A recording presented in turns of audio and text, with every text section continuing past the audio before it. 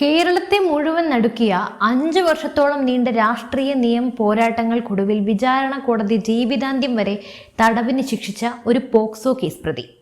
Case അവസാനിച്ചു, കുറ്റവാളിക്ക് അർഹിച്ച ശിക്ഷ ലഭിച്ചു എന്ന് നാട് മുഴുവൻ വിശ്വസിച്ചിരുന്നിടത്ത് നിന്നാണ് കൃത്യം 9 മാസങ്ങൾക്ക് ശേഷം അപ്രതീക്ഷിതമായ നിയമപരമായ ഭൂകമ്പം ഉണ്ടാകുന്നത്. കേരള ഹൈക്കോടതിയുടെ ഡിവിഷൻ ബെഞ്ച് ഒരു ഉത്തരവിറക്കുന്നു. വിചാരണ കോടതിയുടെ ശിക്ഷാവിധി പ്രഥമ ദൃഷ്ട്യാ തെറ്റാണ്. പ്രോസിക്യൂഷൻ വാദങ്ങളിൽ ഗുരുതരമായ വൈരുദ്ധ്യങ്ങളുണ്ട്. ജീവപര്യന്തം തടവിന് ശിക്ഷിക്കപ്പെട്ട കേസിൽ ജയിലാണ് നിയമം. ജാമ്യം അപവാദമാണെന്ന കടുത്ത നിയമതത്വം നിലനിൽക്കെ തന്നെ ഹൈക്കോടതി പ്രതിയുടെ ശിക്ഷാവിധി മരവിപ്പിച്ചു. അയാളെ ജാമ്യത്തിൽ വിട്ടയക്കുന്നു. എന്താണ് പാലത്തായി പോക്സോ കേസിൽ യഥാർത്ഥത്തിൽ സംഭവിച്ചത്? ഒരു കൊച്ചു പെൺകുട്ടിയുടെ മൊഴിയെക്കുറിച്ചും അന്വേഷണ റിപ്പോർട്ടുകളെക്കുറിച്ചും ഹൈക്കോടതി ഉന്നയിച്ച ആ 9 ഗുരുതരമായ ചോദ്യങ്ങൾ എന്തൊക്കെയാണ്? 3 അന്വേഷണ ഏജൻസികൾ മാറി മാറി അന്വേഷിച്ച ഈ കേസിൽ നീതിന്യായ വ്യവസ്ഥയ്ക്ക് സംഭവിച്ച വീഴ്ചയാണോ ഇത്, അതോ രാഷ്ട്രീയ കളികളുടെ ഇരയോ? നമുക്ക് ആദ്യം തന്നെ ഈ കേസിന്റെ പശ്ചാത്തലത്തിലേക്കൊന്ന് പോകാം. 2020 ജനുവരി ഫെബ്രുവരി കാലഘട്ടത്തിലാണ് സംഭവം നടന്നതായി ആരോപിക്കപ്പെടുന്നത്. കണ്ണൂർ ജില്ലയിലെ തലശ്ശേരിക്കടുത്ത് പാലത്തായി UP സ്കൂളിലെ അധ്യാപകനും പ്രാദേശിക BJP നേതാവുമായിരുന്ന K പത്മരാജൻ എന്ന പപ്പൻ മാഷിനെതിരെ അതേ സ്കൂളിലെ 10 വയസ്സുകാരിയായ 4ാം ക്ലാസ്സുകാരിയെ സ്കൂളിലെ ശുചിമുറിയിൽ വെച്ച് പലതവണ ലൈംഗികമായി പീഡിപ്പിച്ചു എന്ന ഗുരുതരമായ പരാതി ഉയർന്നു വരുന്നു. തുടർന്ന് പേപ്പറിൽ കണ്ട വാർത്തകൾക്കപ്പുറം ഈ കേസ് ഒരു വലിയ രാഷ്ട്രീയ സാമൂഹിക കൊടുങ്കാറ്റായി മാറുകയായിരുന്നു. പ്രതിക്കെതിരെ IPC 376, 376A, 354B തുടങ്ങിയ വകുപ്പുകളും പോക്സോ ആക്ടിലെ 5 വകുപ്പുകളും ചുമത്തി പോലീസ് കേസെടുത്തു. വർഷങ്ങൾ നീണ്ട വാദപ്രതിവാദങ്ങൾക്കും തെളിവെടുപ്പുകൾക്കും ശേഷം 2025 നവംബറിൽ Thalassery fast track special POCSO കോടതി ചരിത്രപരമായ ഒരു വിധി പ്രസ്താവിച്ചു. പ്രതിയായ പത്മരാജൻ കുറ്റക്കാരനാണെന്ന് കണ്ടെത്തിയ കോടതി മരണം വരെ നീളുന്ന ജീവപര്യന്തം തടവ് ശിക്ഷയും 1.5 ലക്ഷം രൂപ പിഴയും വിധിച്ചു. പോക്സോ കുറ്റങ്ങളിൽ മാത്രം 40 വർഷത്തെ ശിക്ഷ അനുഭവിച്ച ശേഷമേ ജീവിതകാലം മുഴുവൻ തടവ് തുടങ്ങൂ എന്നും കോടതി ഉത്തരവിട്ടു. ആ നിമിഷം വരെ പൊതുസമൂഹം കരുതിയിരുന്നത് അനീതിക്കെതിരായ പോരാട്ടത്തിൽ ഇരയ്ക്ക് നീതി ലഭിച്ചു, കേസ് അവസാനിച്ചു എന്നാണ്. എന്നാൽ ഈ വിധി ചോദ്യം ചെയ്തുകൊണ്ട് പ്രതിഭാഗം ഹൈക്കോടതിയിൽ സമർപ്പിച്ച അപ്പീലാണ് കാര്യങ്ങളെ പൂർണ്ണമായും തലകീഴായി മറിച്ചത്.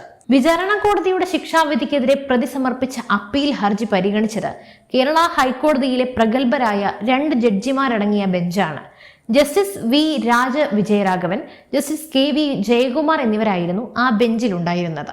നിയമത്തിന്റെ കണ്ണിൽ പോക്സോ കേസുകളിൽ ശിക്ഷിക്കപ്പെട്ടൊരു പ്രതിക്ക് ജാമ്യം ലഭിക്കുക എന്നത് വളരെ അപൂർവവും കഠിനവുമാണ്. കാരണം സുപ്രീം കോടതിയുടെ പ്രീത്പാൽ സിംഗ് കേസിലെയും മറ്റ് സുപ്രധാന വിധികളിലെയും തത്വം അനുസരിച്ച് ശിക്ഷിക്കപ്പെട്ടു കഴിഞ്ഞാൽ നിരപരാധിത്വത്തിന്റെ അനുമാനം അഥവാ പ്രിസംപ്ഷൻ ഓഫ് ഇന്നസെൻസ് ഇല്ലാതാവുകയാണ്. അത്തരം ഘട്ടങ്ങളിൽ ശിക്ഷ മരവിപ്പിക്കണമെങ്കിൽ അത്രയും ശക്തവും വ്യക്തവുമായ കാരണങ്ങൾ രേഖപ്പെടുത്തിയേ മതിയാകൂ. എന്നാൽ ഓഗസ്റ്റ് 2026 ഹൈക്കോടതി പുറപ്പെടുവിച്ച ഉത്തരവിൽ വിചാരണ കോടതിയുടെ ജീവപര്യന്തം ശിക്ഷാവിധി മരവിപ്പിച്ചുകൊണ്ട് പത്മരാജന് ജാമ്യം അനുവദിക്കുകയുണ്ടായി. 1 ലക്ഷം രൂപയുടെ ബോണ്ടും 2 ആൾജാമ്യവും അതിജീവിത താമസിക്കുന്ന റവന്യൂ ജില്ലയിൽ പ്രവേശിക്കരുത് തുടങ്ങിയ കർശന ഉപാധികളോടെയാണ് ജാമ്യം. ഹൈക്കോടതി തന്റെ ഉത്തരവിൽ എഴുതി വെച്ച വരികൾ ഏതൊരു നിയമ നിരീക്ഷകനെയും ചിന്തിപ്പിക്കുന്നതാണ്. പെൺകുട്ടിയുടെ മൊഴിയെയും പ്രോസിക്യൂഷന്റെ തെളിവുകളെയും കുറിച്ച് കോടതി ഉപയോഗിച്ച വാക്കുകൾ നമുക്കൊന്ന് നോക്കാം. പെൺകുട്ടി നൽകിയ മൊഴികളിൽ കടുത്ത വൈരുദ്ധ്യങ്ങളുണ്ട്. അത് പലതവണ തിരുത്തപ്പെടുകയും കൂട്ടിച്ചേർക്കലുകൾ നടത്തപ്പെടുകയും ചെയ്തതാണ്. അത് യാഥാർത്ഥ്യങ്ങളുമായി പൊരുത്തപ്പെടാത്തതും ഭാവനാ സൃഷ്ടിയുമായ വിവരണമാണ് എന്ന് കോടതി നിരീക്ഷിച്ചു. ഇത് പ്രതിഭാഗത്തിന്റെ വാദമല്ല, ഹൈക്കോടതിയുടെ ബെഞ്ച് നേരിട്ട് രേഖപ്പെടുത്തിയ നിരീക്ഷണമാണ്. ഹൈക്കോടതി പ്രധാനമായിട്ടും ചൂണ്ടിക്കാണിച്ച 3 കാര്യങ്ങൾ ഇവയാണ്. അതിജീവിതയായ പെൺകുട്ടി പീഡനം നടന്ന സ്ഥലത്തെക്കുറിച്ച് പല ഘട്ടങ്ങളിലും വ്യത്യസ്ത മൊഴികളാണ് നൽകിയത്.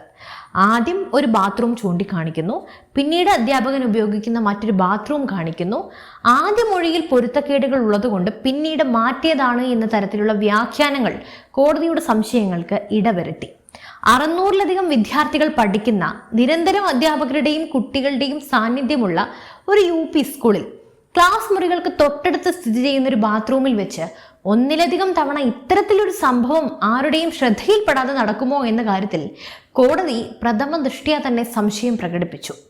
വിചാരണ വേളയിൽ പ്രതിഭാഗം എടുത്തു കാണിച്ച പെൺകുട്ടിയുടെയും സാക്ഷികളുടെയും മൊഴികളിലെ 9 പ്രസക്തമായ പൊരുത്തക്കേടുകളെ വിചാരണ കോടതി ശരിയായ രീതിയിൽ വിലയിരുത്തിയില്ലെന്നും അതുകൊണ്ട് തന്നെ വിചാരണ കോടതി വിധിയിൽ വലിയ പോരായ്മകൾ ഉണ്ടെന്നും ഹൈക്കോടതി വിലയിരുത്തി. പാലത്തായി കേസിന്റെ ചരിത്രം പരിശോധിച്ചാൽ നമുക്ക് മനസ്സിലാകുന്ന മറ്റൊരു പ്രധാനപ്പെട്ട കാര്യം ഇതിന്റെ അന്വേഷണ ഘട്ടങ്ങളിലെ നാടകീയതയാണ്. ഈ കേസിൽ ഒരു ഘട്ടത്തിൽ പോലും കൃത്യമായൊരു നേർരേഖയിലല്ല അന്വേഷണം മുന്നോട്ട് പോയത്. ഒന്നല്ല രണ്ടല്ല 5 തവണയാണ് അന്വേഷണ സംഘങ്ങളെയും ഉദ്യോഗസ്ഥരെയും മാറ്റി സ്ഥാപിച്ചത്. ആദ്യം ലോക്കൽ പോലീസ് അന്വേഷിച്ച കേസ് പിന്നീട് വലിയ രാഷ്ട്രീയ പ്രതിഷേധങ്ങൾ ഉയർന്നതോടെ ക്രൈംബ്രാഞ്ചിന് കൈമാറുന്നു. അതിനുശേഷവും വീണ്ടും അന്വേഷണ സംഘങ്ങൾ മാറി മറഞ്ഞു. ഇതിൽ ഏറ്റവും ശ്രദ്ധേയമായത് Kannur crime branch deputy superintendent of police ആയിരുന്ന MA അബ്ദുൾ റഹീം സമർപ്പിച്ച റിപ്പോർട്ടാണ്. അദ്ദേഹം ഈ കേസിലെ എല്ലാ സാഹചര്യങ്ങളും സാക്ഷിമൊഴികളും സമഗ്രമായി പരിശോധിച്ച് തയ്യാറാക്കിയ റിപ്പോർട്ടിലെ നിഗമനം എന്തായിരുന്നുവെന്ന് നിങ്ങൾക്കറിയാമോ? The allegation attributed to the person are baseless, false, fabricated and politically and communally motivated. No further actions is recommended. അതായത് അധ്യാപകനായ പപ്പൻ മാഷിനെതിരെ ഉയർന്നു വന്ന ആരോപണങ്ങൾ അടിസ്ഥാനരഹിതമാണ്, വ്യാജമായി ഉണ്ടാക്കിയെടുത്തതാണ്, തികച്ചും രാഷ്ട്രീയപരവും വർഗീയവുമായ ലക്ഷ്യങ്ങളോടെ മെനഞ്ഞെടുത്തതാണ് എന്നതായിരുന്നു ക്രൈംബ്രാഞ്ച് DYSPയുടെ റിപ്പോർട്ട്. എന്നാൽ അതിനുശേഷം കേസ് വീണ്ടും അടുത്ത അന്വേഷണ ഉദ്യോഗസ്ഥരിലേക്കും കൈമാറുകയും പിന്നീട് അവർ കോടതിയിൽ പോക്സോ വകുപ്പുകൾ ഉൾപ്പെടുത്തി കുറ്റപത്രം സമർപ്പിക്കുകയുമാണ് ഉണ്ടായത്. ഇതൊന്നും കൂടാതെ വൈദ്യശാസ്ത്ര തെളിവുകളുടെ കാര്യത്തിലും വലിയ അവ്യക്തതകൾ നിലനിന്നിരുന്നു. സംഭവം നടന്നയുടൻ പെൺകുട്ടിയെ പരിശോധിച്ച ആദ്യത്തെ ഡോക്ടർ ശാരീരിക പീഡനത്തിന് തെളിവുകളില്ലെന്ന് രേഖപ്പെടുത്തിയപ്പോൾ രണ്ടാമത്തെ ഡോക്ടർ കണ്ടെത്തിയ പരിക്കുകൾ മറ്റ് സാഹചര്യങ്ങൾ കൊണ്ടും സംഭവിക്കാവുന്നതാണെന്ന് നിരീക്ഷിച്ചു. അതായത് ഒരു പോക്സോ കേസിൽ ഏറ്റവും നിർണായകമാകേണ്ട മെഡിക്കൽ തെളിവുകളിലും വലിയ വലിയ ചോദ്യചിഹ്നങ്ങളാണ് ബാക്കിയായത്. ഇവിടെയാണ് നമ്മൾ ഏറ്റവും പ്രധാനപ്പെട്ട ചില തത്വങ്ങളൊക്കെ ചിന്തിക്കേണ്ടത്. നമ്മുടെ രാജ്യത്തെ നീതിന്യായ വ്യവസ്ഥ പ്രവർത്തിക്കുന്നത് 100 കുറ്റവാളികൾ രക്ഷപ്പെട്ടാലും ഒരൊറ്റ നിരപരാധി പോലും ശിക്ഷിക്കപ്പെടരുത് എന്ന അടിസ്ഥാന പ്രമാണത്തിലാണ്. പാലത്തായി കേസിൽ ഒരു വശത്ത് ഇരയായ കൊച്ചു പെൺകുട്ടിയുടെ സുരക്ഷയും നീതിയുമാണ് നിലനിൽക്കുന്നത് എങ്കിൽ മറുവശത്ത് ഒരു വ്യക്തിയുടെ ജീവിതവും സ്വാതന്ത്ര്യവുമാണ്. ഒരു വിചാരണ കോടതി വിധി പറഞ്ഞു കഴിഞ്ഞാൽ അപ്പീൽ കോടതികൾ അത് കണ്ണടച്ച് അംഗീകരിക്കുകയല്ല ചെയ്യുന്നത്. തെളിവുകളിലെ പൊരുത്തക്കേടുകളും മൊഴികളിലെ വൈരുദ്ധ്യങ്ങളും അന്വേഷണ റിപ്പോർട്ടുകളിലെ സംശയങ്ങളും ഹൈക്കോടതി വീണ്ടും ആഴത്തിൽ പരിശോധിക്കും. അതിന്റെ ഉത്തമ ഉദാഹരണമാണ് ഈ ഹൈക്കോടതി വിധി. തീർച്ചയായിട്ടും കേസിന്റെ അപ്പീലിൽ അന്തിമമായ വിധി വരാനിരിക്കുന്നതേയുള്ളൂ. ഇപ്പോൾ പ്രതിക്ക് ശിക്ഷ മരവിപ്പിച്ചുകൊണ്ട് ജാമ്യം മാത്രമാണ് ലഭിച്ചിരിക്കുന്നത്.